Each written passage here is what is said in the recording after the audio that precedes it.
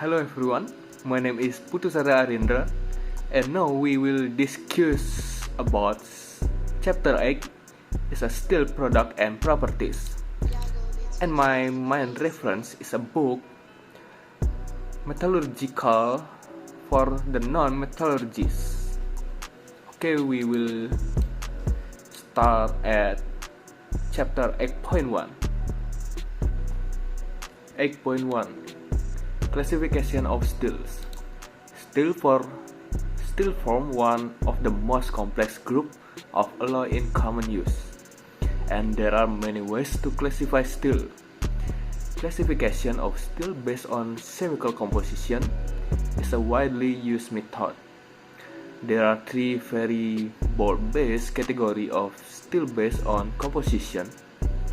One is plain carbon steel, second is low alloy steel, and the last one is high alloy steel, which includes stainless steel. However, it is important to point out that steel are classified in many other ways too. For example, classification may be based on one steel making method, such as open hearth, basic oxygen process, or electric furnace method. Second, the deoxidation practice during steel making, such as kiln, semi-kiln, cape, or remote steel. 3. The solidification method, such as ingot casting, continuous casting, or component casting. 4.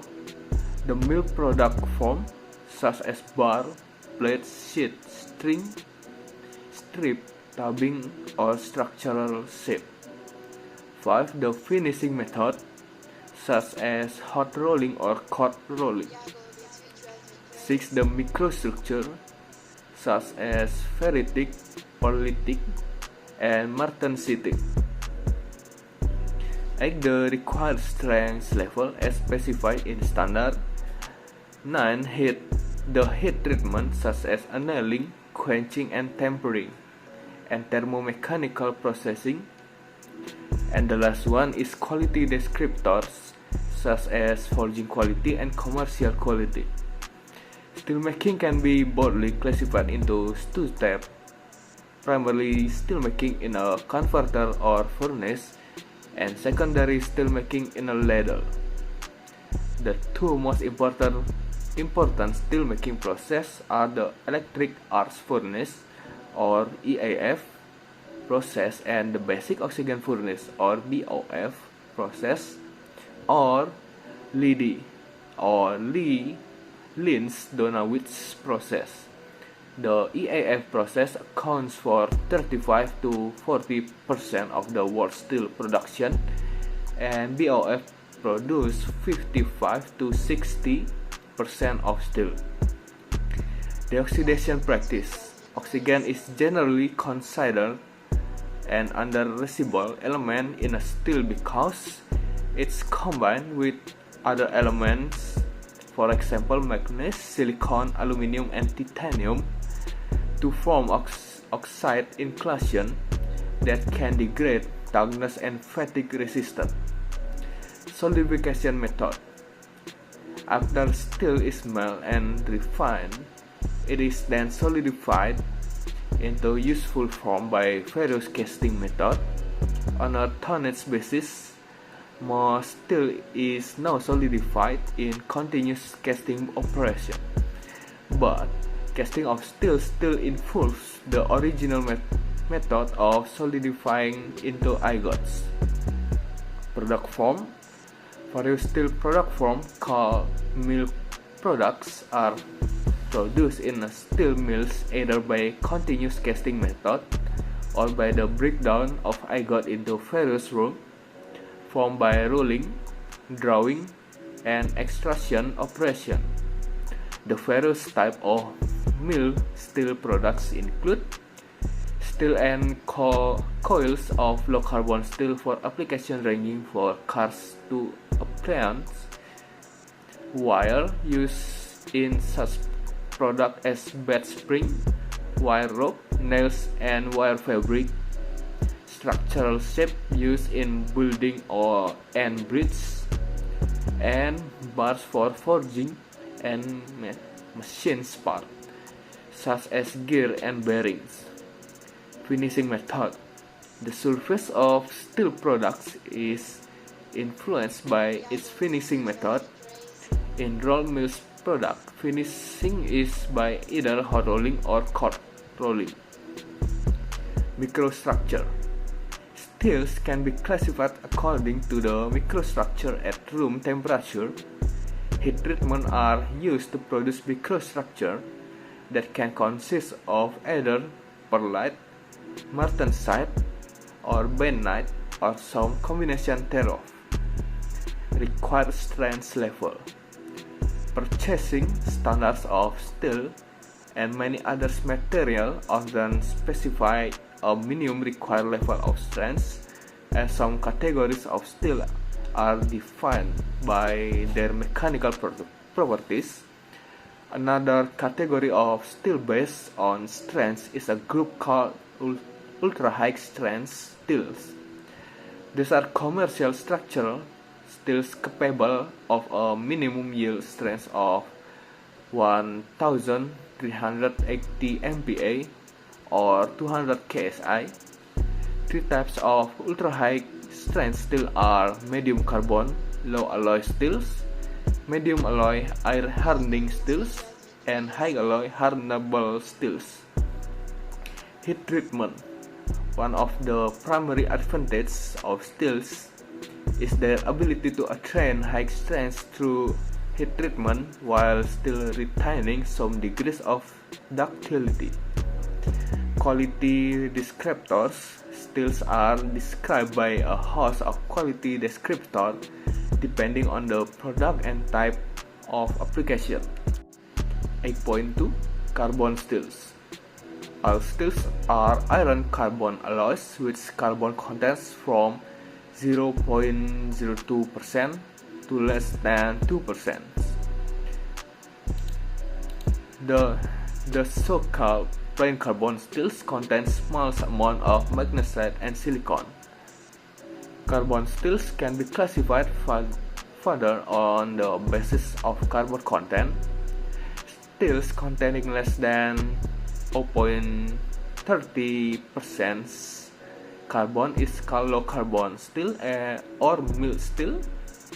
Steel containing between 0.2 and 0.6% carbon is called medium carbon steels.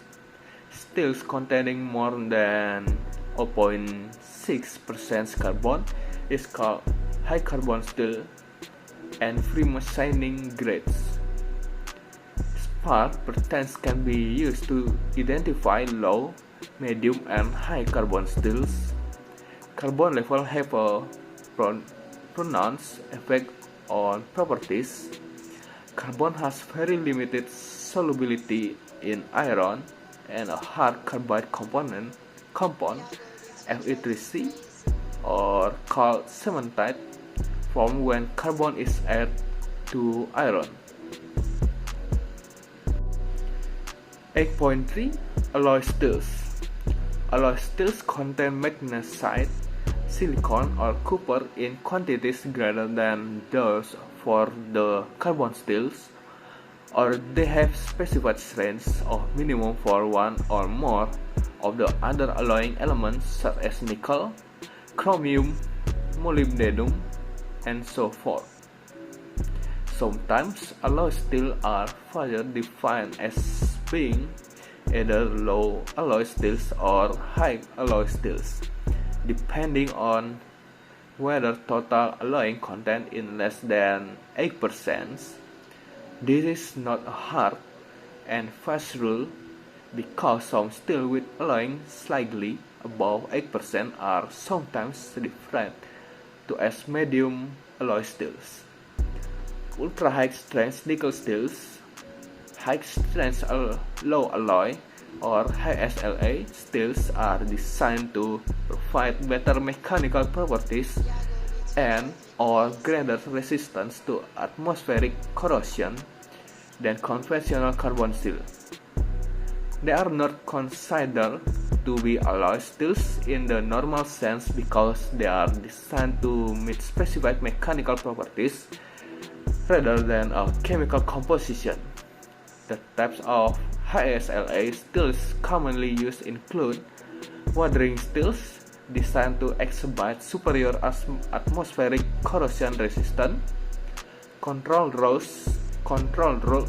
steels, hot roll according to a predetermined rolling schedule designed to develop a highly deformed austenite structure then transformed to a very fine aqueous ferrite structure on cooling. Perlite reduced steels, strength by very fine grained ferrite and precision hardening, but with low carbon content and therefore little or no perlite and a microstructure. Microalloy steel with very small addition, generally under 0.1% each, of such elements as niobium, vanadium, and or titanium for refinement of grain size and or precision hardening. Acicular ferrite style steels, very low carbon steels with sufficient hardenability to transfer cooling to a very fine high strength acicular ferrite or low carbon bainite structure rather than the usual polygonal ferrite structure.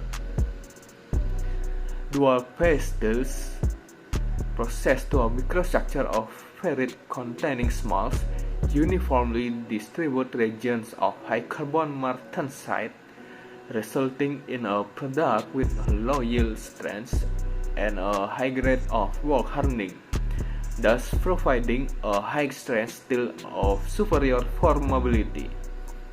Low alloy steels constitute a category of ferrous material that exhibit mechanical properties superior to plain carbon steel resulting from additions of such alloying elements as nickel, chromium, and molybdenum. High alloy steels, steel with alloying greater than 9% are typically classified as high alloy steel. Stainless steel are the major type of high alloy steels, but two other types are ultra-light strength nickel cobalt steels and maraging steels. Ultra-high strength nickel cobalt steels have good weathability and high fracture toughness. The high nickel content of 9% provides deep hardening and toughness, and the 4% carbon prevents retention of excessive austenite in heat treatment parts. 8.4 Alloying elements in steel. Steels form one of the most complex group of alloying in common use. The synergistic effect of alloying element and heat treatment produce a tremendous variety of microstructure and properties. Carbon is the single most important alloying element in steel.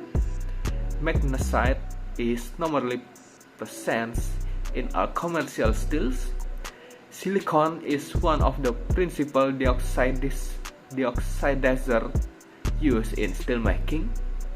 Copper is appreciable amounts can be determined to hot working operation and has a moderate tendency to segrate.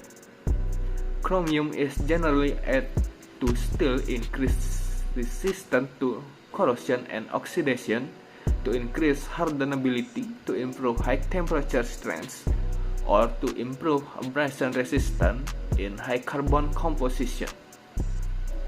Nickel, when used as an alloying element in constructional steels, is a very strength. Molybdenum, vanadium, niobium, aluminum, titanium, boron, tungsten, zirconium, cadmium, cerium, lead, bismuth, nitrogen, phosphor, sulfur, hydrogen, tin, and arsenic antimony. 8.5 Strength and Toughness.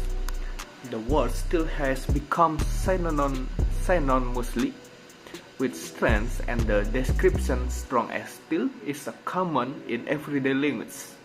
Steel is usually associated with strength because in many of its use it is necessary that steel in one form or another support an alloy. High-strength carbon and low-alloy steel have yield strengths greater than 275 MPa or 50 KSI and can be more or less divided into four classifications. First, as rolled carbon magnesite steel. Second, as rolled high-strength low-alloy or HSLA steels, which are also known as microalloy steels. Heat treated, normalized or quenched and tempered carbon steels, and the last one, heat treated low alloy steels. Toughness. Steels are generally considered tough material, that is, they can absorb the energy of an impact without breaking. Axle, shaft, and steering components of an automobile are examples of application requiring toughness, because fracture of this component during service will be life-threatening. Fatigue strength. When a steel component is subjected to repeat or cyclic stress, including vibratory stress, the part can fail by fatigue, even though the bulk stress level acting on the part may be below the yield stress of steel. The most effective and economical methods of improving fatigue strength involve designing the part to eliminate stress, avoiding sharp surface tears or indentation that may result from punching, stamping, shearing, and even harness testing. Preventing the development of surface discontinuous and decarburization. Law of carbon from the steel's added surface by reaction with the furnace atmosphere during processing or heat treatment. Improving surface finish and controlling the details of fabrication and fastening produced to minimize stress concentration, control of or protection against corrosion, surface induction, nicks, and others goes in is an important part of proper maintenance to assure that the fatigue stress is maintained during active service. The importance of substance change to the fatigue resistance in a component can be illustrated by examining the behavior of heat-treated alloy steel crankshaft with and without surface treatment by shoot pinning or impact the surface of the heat-treated part with steel shot or pelts under controlled condition, and this is the result of the test on actual crankshaft as well as on spread test bars. Is also useful in that it shows comparison between the fatigue limit in actual parts and its standard test specimen. Correlations are reasonable between the actual parts and longitudinal test bars, which were machined with the axis of the specimen in the same direction as the longitudinal axis of the steel bars or forging with form it was made. Elevated temperature strengths. Carbon steel and low alloy steel with ferrite perlite or ferrite benite microstructure are used extensively at elevated temperature in fossil fuel power generating plants, aircraft power plants, chemical process plants, and petroleum processing plants. Many applications, however, are even more familiar. Maximum use temperature limits of carbon and alloy steels depend on the application and design criteria. Carbon steels are often used up to approximately 370 degrees Celsius under continuous loading, but also have allowable stress defined up to 540 degrees Celsius in Section 8 of the ASME Boiler and Pressure Vessel Code.